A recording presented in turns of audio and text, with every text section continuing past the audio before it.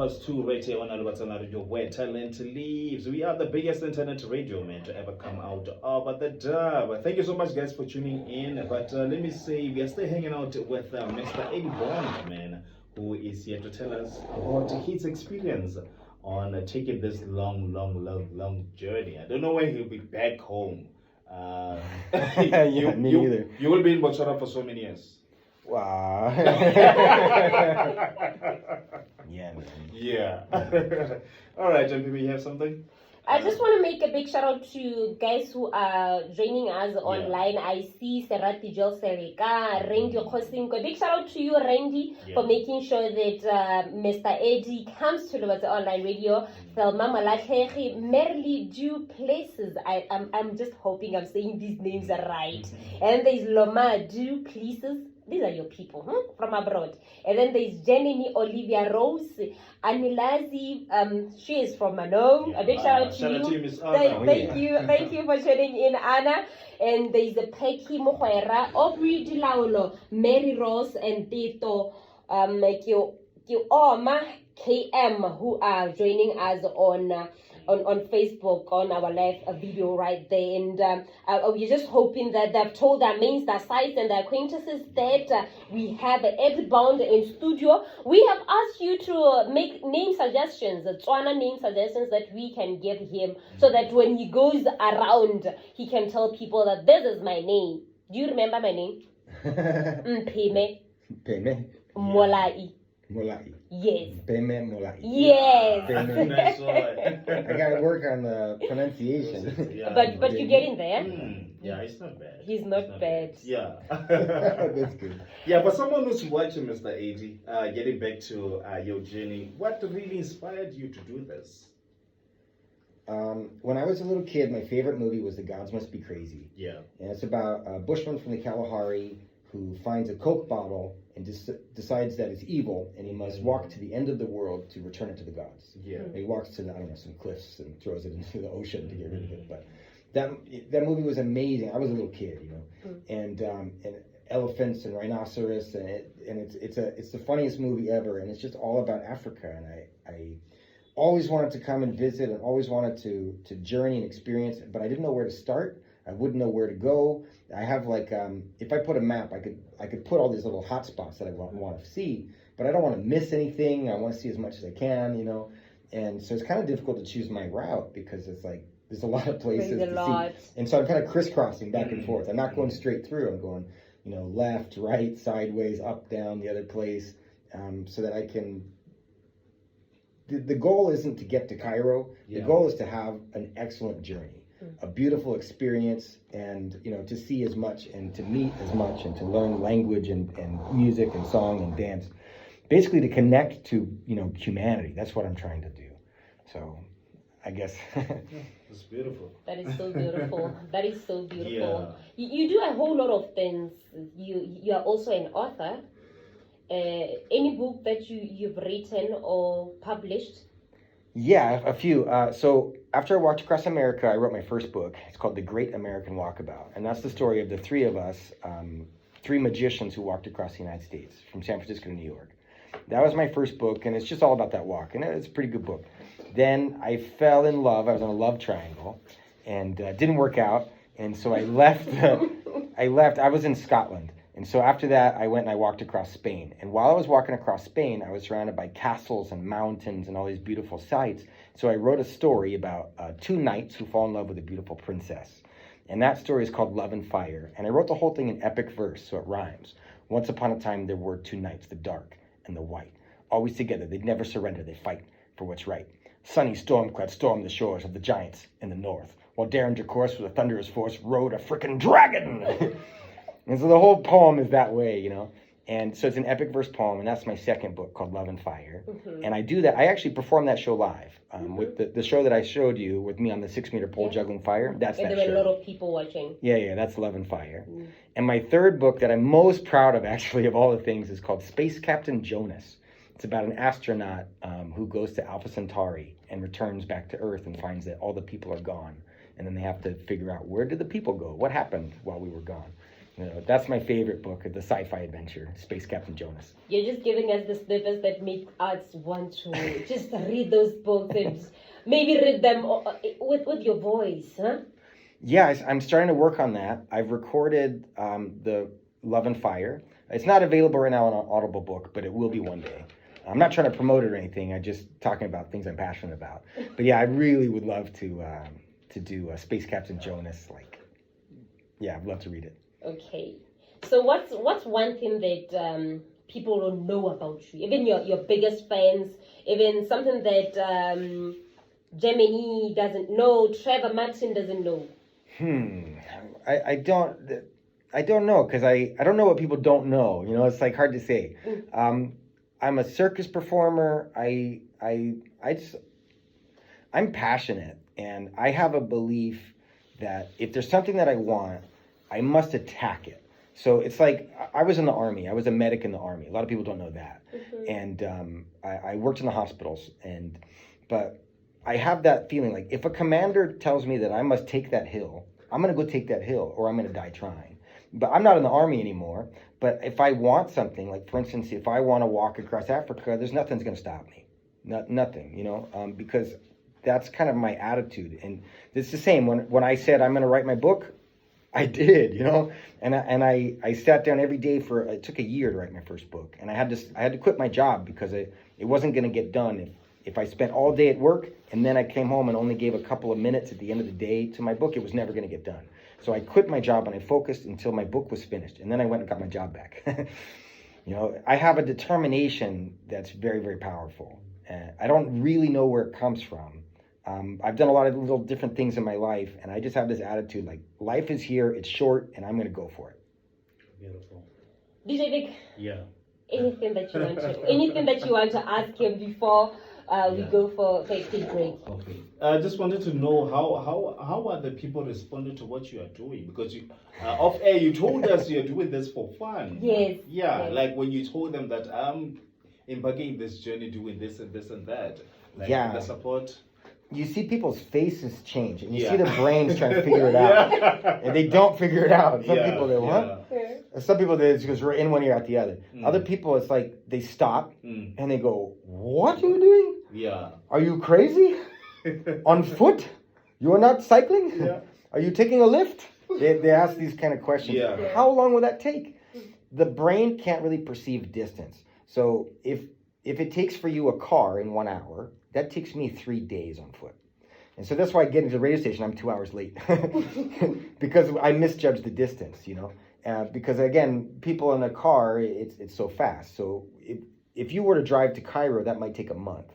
I don't know how long it will take. It could take a year. It could take 2 years. It could take 3 years. I'm not the first. The first that I know of, Mario Rigby, is a Canadian. And he walked from Cairo to Cape. And that took him 2.5 years. So that's a realistic timeline. Yeah. But if you're looking at the distance and the numbers and the math, you might think, I don't know, a couple months. If you're driving a car, you probably wouldn't think it's very far. It's really hard to put in the brain to fathom the distance and the enormities and the experience. So people kind of are bewildered when they hear about this. All right. All right. We have a question here from one of our loyal listeners. His name is Kione Korotle. He's a sensei. He's a karate. Oh, cool. Yeah. So he's saying, wow, nice. How did he prepare to embark on this journey financially, physically, spiritually, etc., putting into consideration different kinds of environment, food, culture he would have to go through to finish the journey? That's an excellent question. It's really well thought out. And the answer is actually kind of simple. It's all mental. Every bit of that is mental. If I believe I can do it, then I can. And I simply all I have to do is walk from one point to the other each day. I don't have to go far. My average is about 30K a day. I can walk 50K, but I don't make that my everyday experience. So, okay, in the beginning in Cape Town, it was actually cold when I started on September 7th. And I had to carry a jacket, extra stuff to deal with the cold. Once I got into the Great Karoo, it was starting to get much warmer, and I know that as I go north, it's going to get warmer as I get to the equator. I actually ditched my jacket, I ditched my jeans, and I got rid of a lot of those things. And so I'm going to experience different things. I no longer, this is a safer country than South Africa, so I no longer carry pepper spray. Another thing I can get rid of, Okay. And the rest of that, like physically and financially is tough. I'll tell you the truth. When we walked across America, I started with, I don't know, $5,000. And we spent all of that money before we left California. And so we had to figure out how to walk the whole rest of the way, 7 more months with no money. And the way that we did it was by connecting with the local communities. If we walked into a bar, we would instantly meet several people, and they would say, hey, what do you guys need? Do you need a place to stay? Do you need something to eat? What do you need? And we would always find people are willing to help everywhere we go. And so that's really what it's about. And so my strategy is to meet and connect with as many people as possible, because then I can fulfill my needs. Yeah, wonderful. So interesting. Yeah. I want us to take a very good opportunity about this interview, DJ Vic. I told you about DJ Vic offline, huh? So I want him now to tell you again about this radio station, so that your people who are watching, they can get to know about us. Maybe our potential investor is somewhere there. Maybe they want to reach out to us, and then they're like, these are the people that have been maybe waiting to invest on their project, to partner with, and make it a point that their dream comes really a very big dream and a very impactful one. DJ Vic, just to the listeners. To the listeners. To the new listeners. To the new listeners across viewers all over the world. Yeah. You know. All right. We are simply an internet radio, and we are based right here in Lobatse, Botswana, Africa. Our main aim, the main aim of this radio is to be the best broadcasting platform for our community, business owners, youth and sports, to touch each and different aspects and different lives, from young to the old. And what we are trying to do is to be different from other radio stations. Like I said, we are internet radio, which means we are only accessible on the internet. So the only way to reach us is via the internet. So we are trying to penetrate the market through the internet. Like now, I believe someone at Huawei is watching. Oh yeah, I hope so. Yeah. I wonder what time it is there. Let's see. It's 12 hours behind. 12 hours behind. Yeah. Okay. Yeah, so like I was saying, we are also open for sponsors, for partnerships, because we are trying to do it differently from those that we found in the industry. So maybe someone out there watching it is like interested in maybe sponsoring or maybe anything, and like Mpeme was saying, we are open for that. Yes. Did you get this? Oh yeah, I got that. Yeah. Do you relate well with what he's saying? Yeah, of course, because like I said, if I have a dream, my goal is to attack it with 100% of my energy. And I had a nonprofit in Hawaii. I started a library. I started all myself. I built the whole thing myself. And it was a huge outpouring from the community, and it grew way faster than I was able to grow it. Yeah. And so I know what it's like to feel overwhelmed. I know what it's like to be under budget. I know what it's like to have that dream and still work towards it, and to rely on the support of the community. So I'm really grateful. Beautiful. We speak the same language.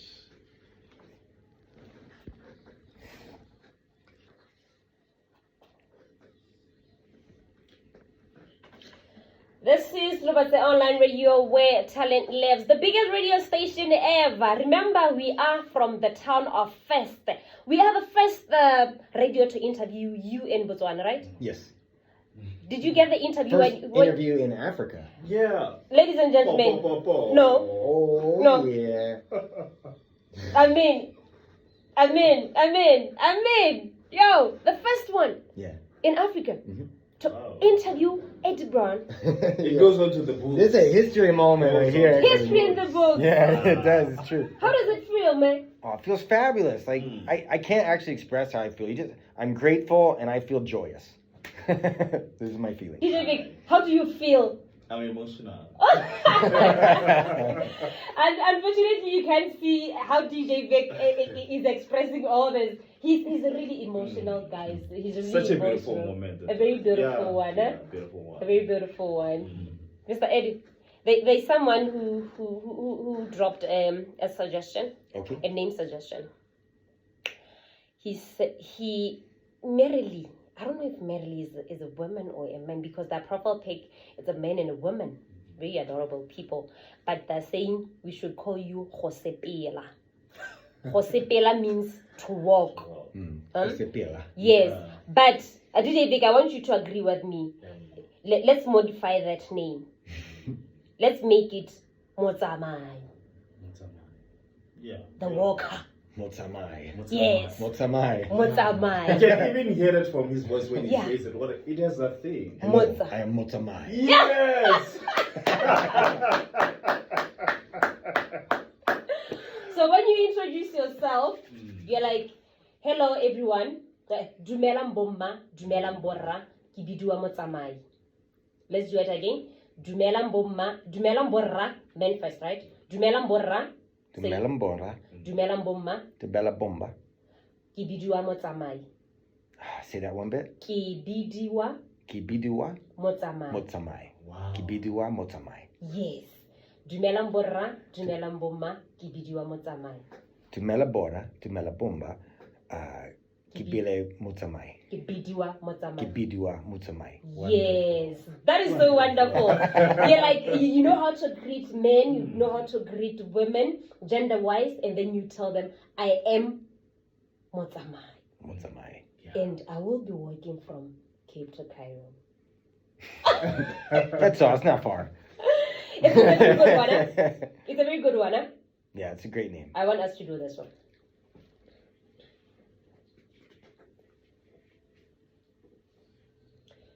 Let's start from afresh.